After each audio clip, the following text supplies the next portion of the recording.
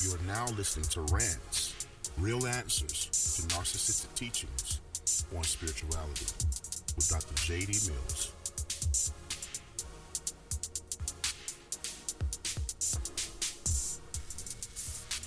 What's going on, people? It's your host, Joshua Mills, Dr. G-d Mills, in the building again. It's been a little second since we've done a podcast, but I'm excited to be here with you guys once again to be able to share some of my thoughts, my inner thoughts, and just being able to be in this moment to be able to just bring a different perspective. So today I want to talk about the dark side of God, right? And I know some of you are like, what in the world is he talking about, the dark side of God? That sounds like such a contradiction from the concept of what we understand God to be.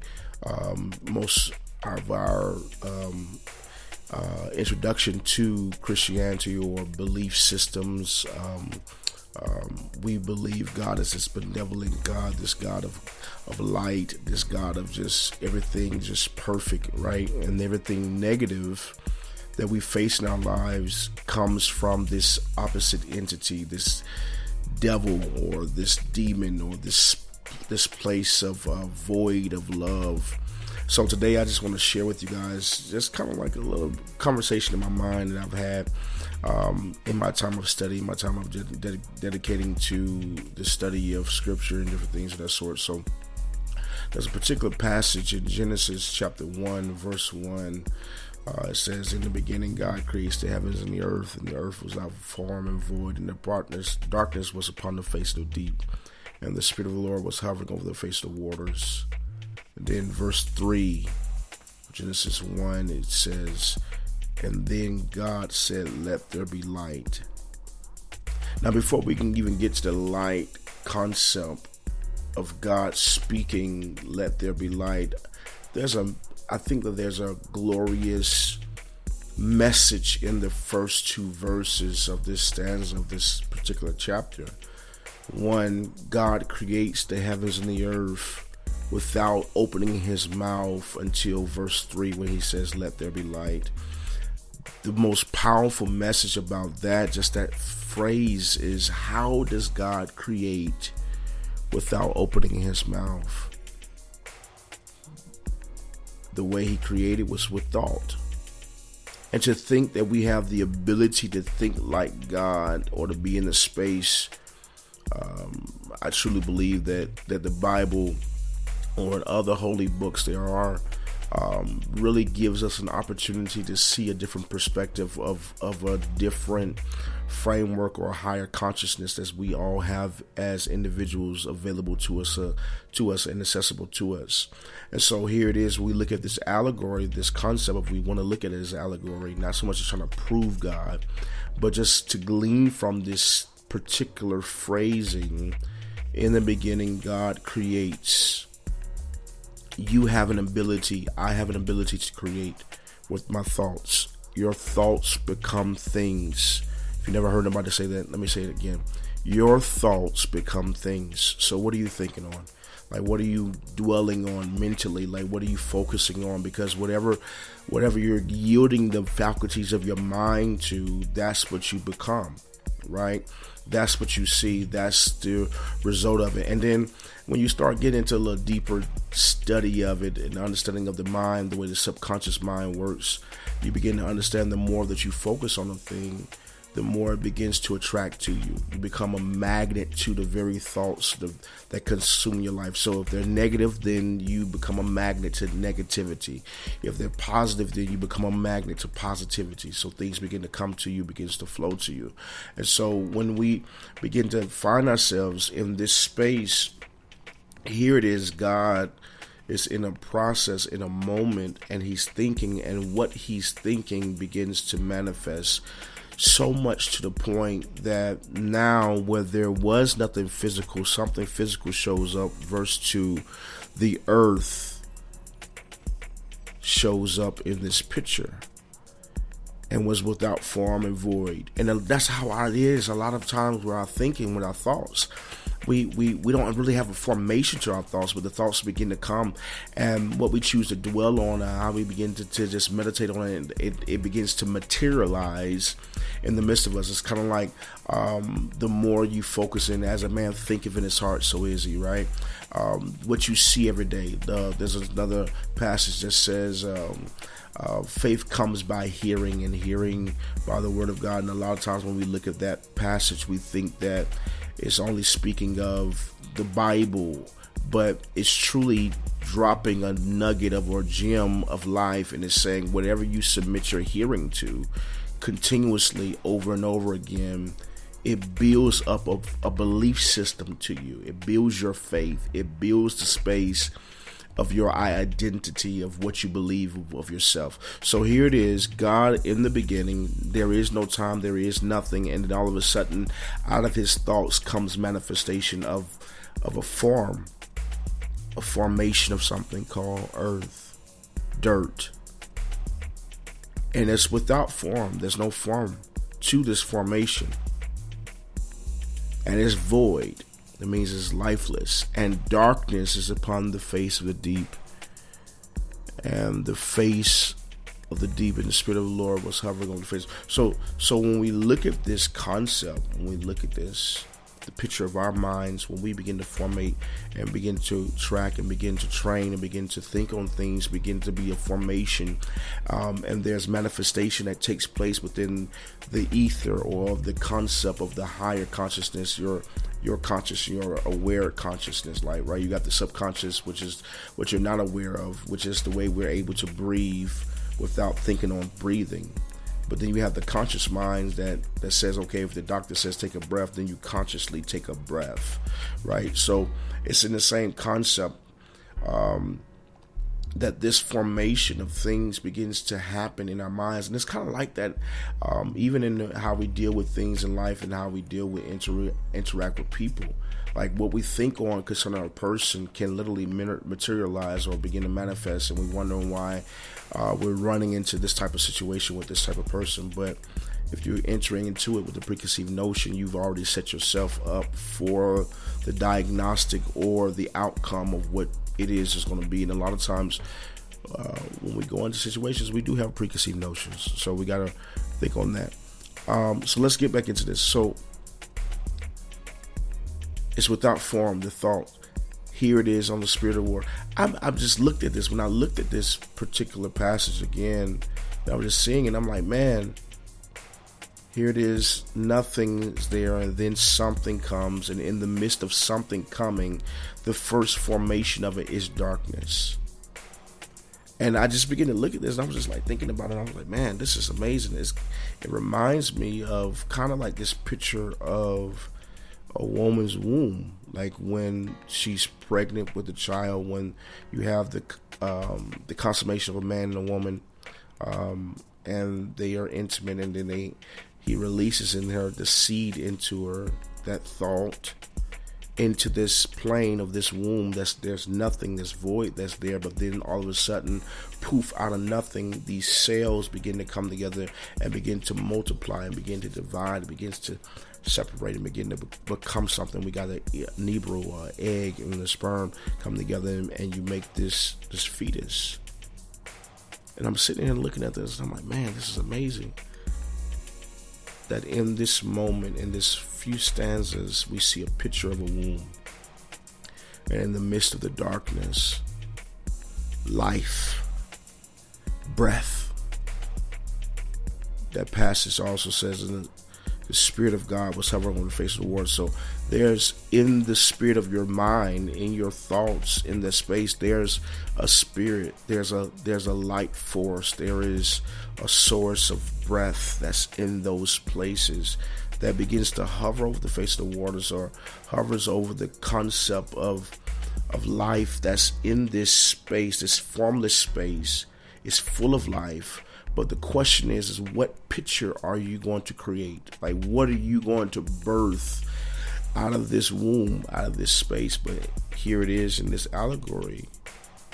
The Spirit of the Lord is hovering on the face of the waters, and the Spirit of the Lord is there. And then he says, let there be illumination.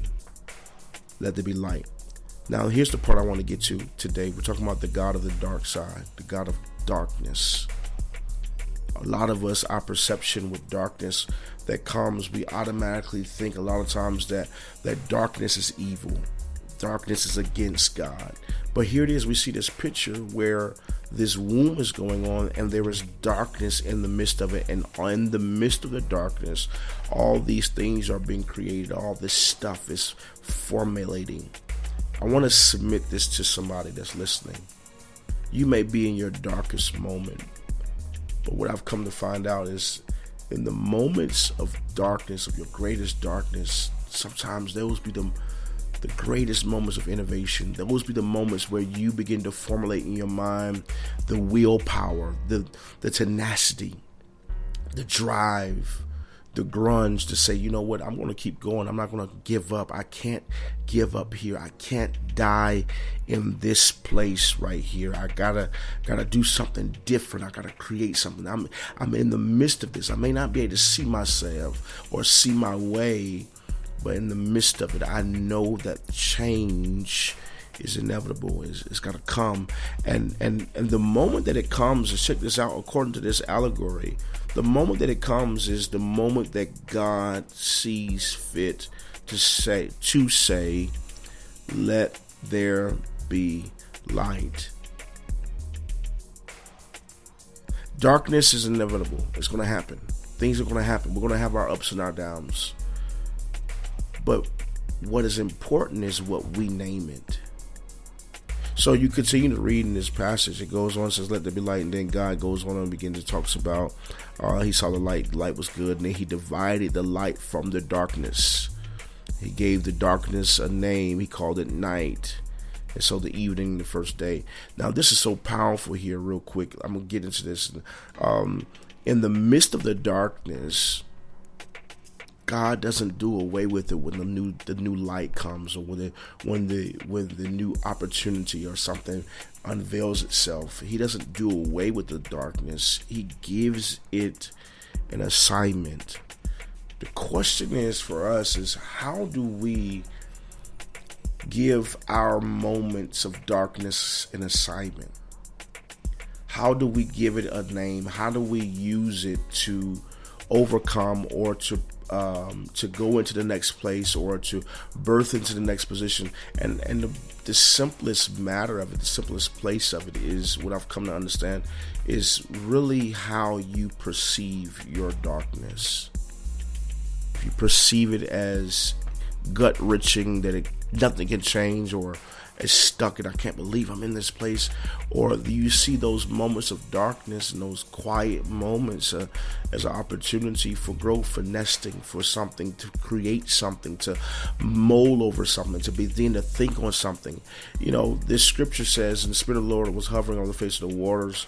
Another version says the Spirit of God was brooding over the face of the waters. I think the King James Version says that. What's interesting about that stanza, the word brooding means to mull over. It means to contemplate, to think on, to meditate on. And a lot of times when we're in darkness, when we're in the dark moments of our lives, when we're feeling down, depressed, different things, we don't tend to think on while we're in this space. We kind of tend to think on the fact that we don't like being here in this space.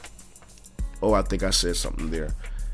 We tend to mull over and just think on and what we don't like about being in this position, versus actually using this moment as a moment to do introspection and retrospection of who we are, where we are, and how did we get to where we are, and so we can change the outcome so we won't continue to receive the same results. A lot of times we only just think about, I don't like being in this space. I hate feeling alone. I hate feeling like this.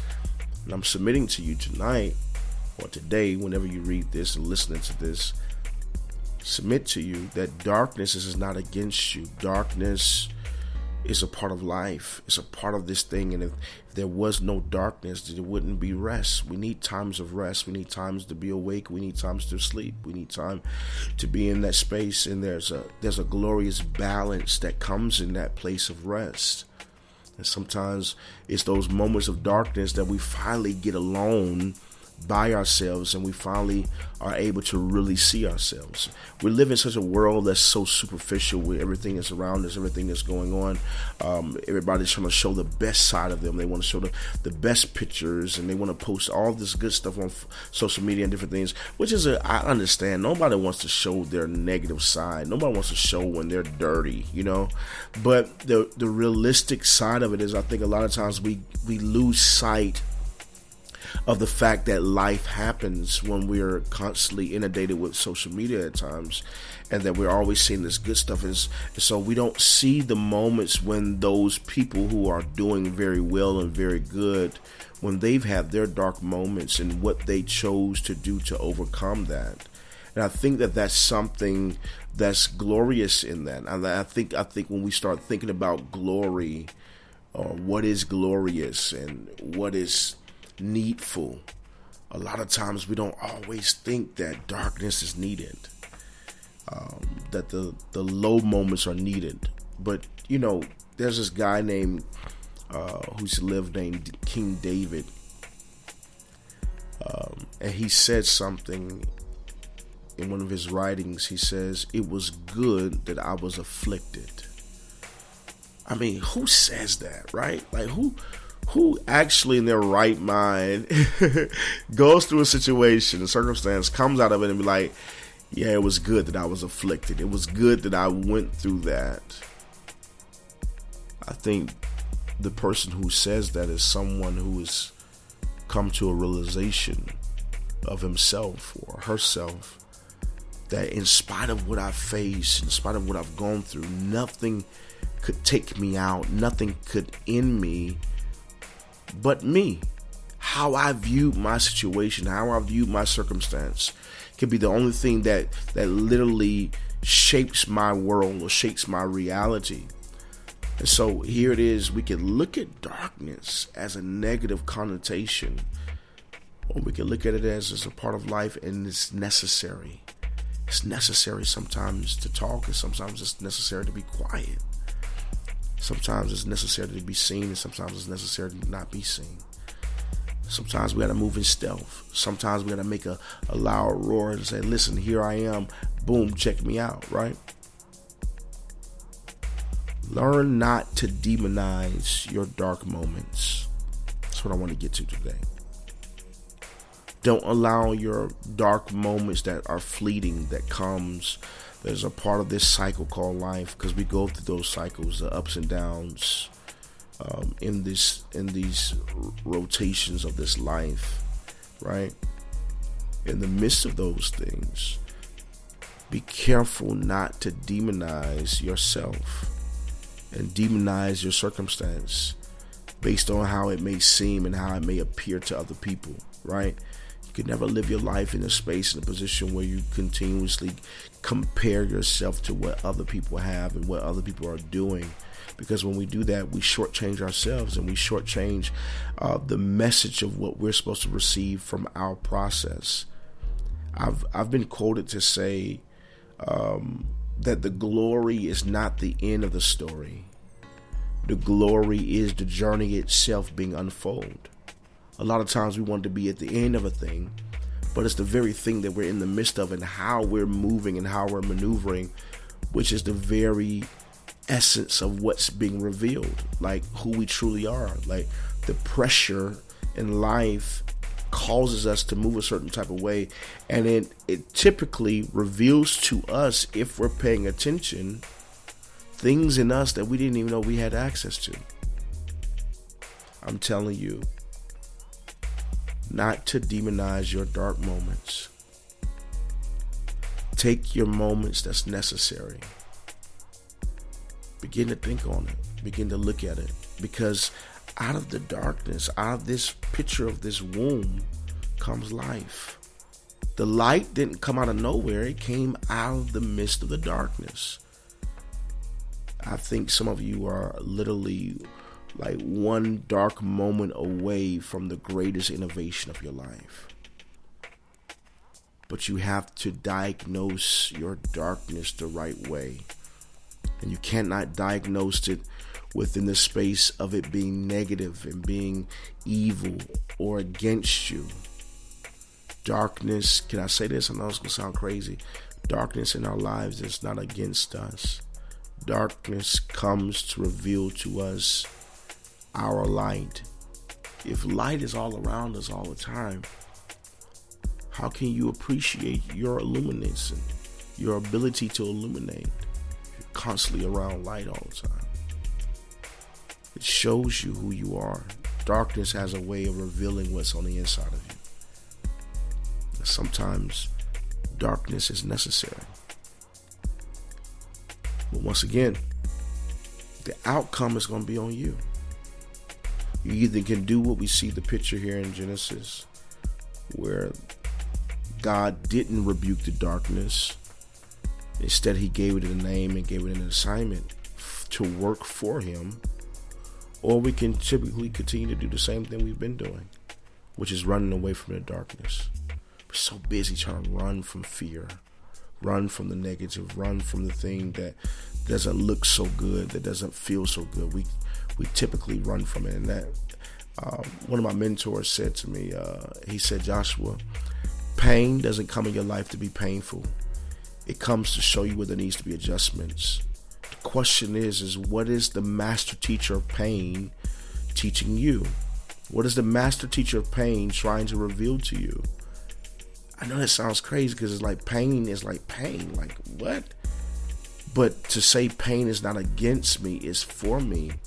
It's a foreign concept. But I'm here to tell you that if you're willing to look into the pain, one of my other mentors said, he said, Joshua, if you want to make your life hard, then keep trying to do stuff easy. If you want to make your life easy, you got to be willing to do what's hard. And the hard thing is to look at your darkness, to look at the pain, to look at what seems totally against what you want. You got to look into it, not run from it, not try to suppress it. And I think that's what society has called us to do. A lot of times we're so busy trying to have a good time and be excited all the time and have all these positive endorphins and dopamine chemicals being released in our brain.